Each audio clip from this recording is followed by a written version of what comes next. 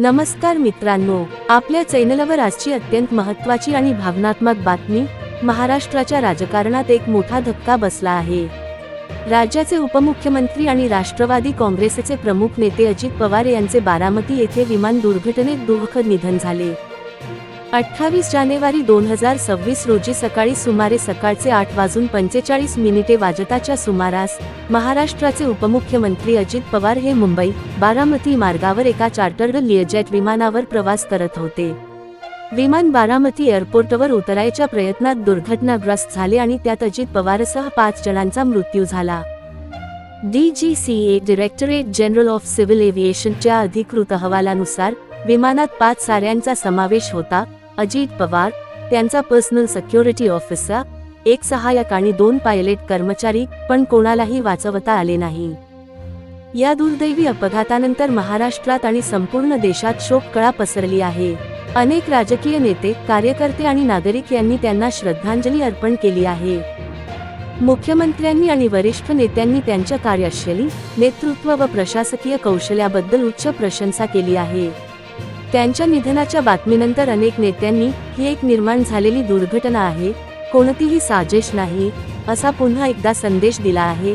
हा शब्द खास करून शरद पवार यांनी दिला आहे. अजित पवार यांच्या अचानक निधनामुळे राजकीय नेतृत्वात एक मोठी रिकामी जागा तयार झाली आहे. त्यांनी महाराष्ट्राच्या अर्थसंकल्पाचे 11 वेळा सादरीकरण केले आहे आणि 12वा अर्थसंकल्प सादर करण्याच्या तयारीत असतानाच हे अपघात झाले. त्यांचं निधन अर्थव्यवस्थेवरही मोठा परिणाम करू शकतं, असं विश्लेषकांचे म्हणणं आहे. त्यांचे निधन ज्या काळात झाले तो काळ महाराष्ट्रासाठी अत्यंत संवेदनशील आहे. लोकल पातळीवर निवडणुका, राज्य अर्थसंकल्प आणि सत्ता संघर्ष या सर्व गोष्टी महत्त्वाच्या आहेत. सुनेत्र पवार इतिहास रचण्याची शक्यता.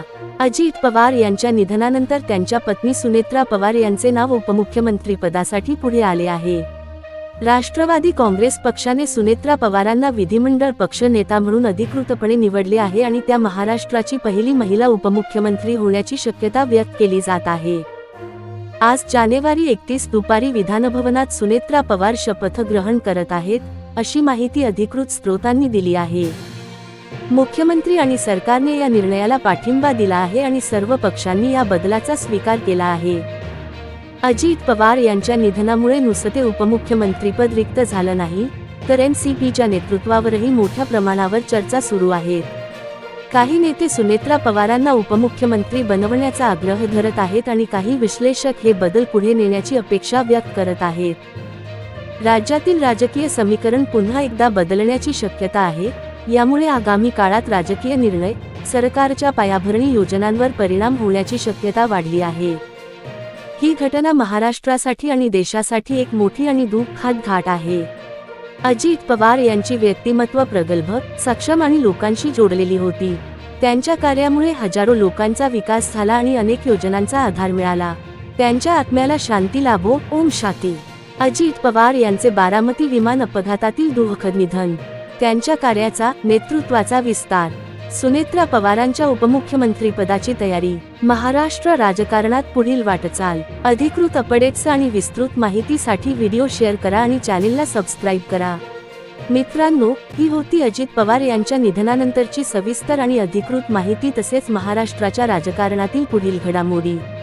अजित पवार यांनी आपल्या राजकीय कारकिर्दीत घेतलेले निर्णय, विकासकामांसाठी दाखवलेली तळमळ आणि ठाम नेतृत्व कायम लक्षात राहील. या दुःखद घटनेनंतर राज्याच्या राजकारणात मोठा बदल होत असून पुढील काळात काय निर्णय घेतले जातील याकडे संपूर्ण महाराष्ट्राचे लक्ष लागले आहे. अजित पवार यांच्या आत्म्यास शांती लाभो हीच ईश्वरचरणी प्रार्थना. अशाच खरी, वेळीच आणि अधिकृत बातम्यांसाठी चॅनेलला सबस्क्राईब करा, व्हिडिओ लाईक आणि शेअर करा. तुमचं मत कॉमेंटमध्ये नक्की लिहा.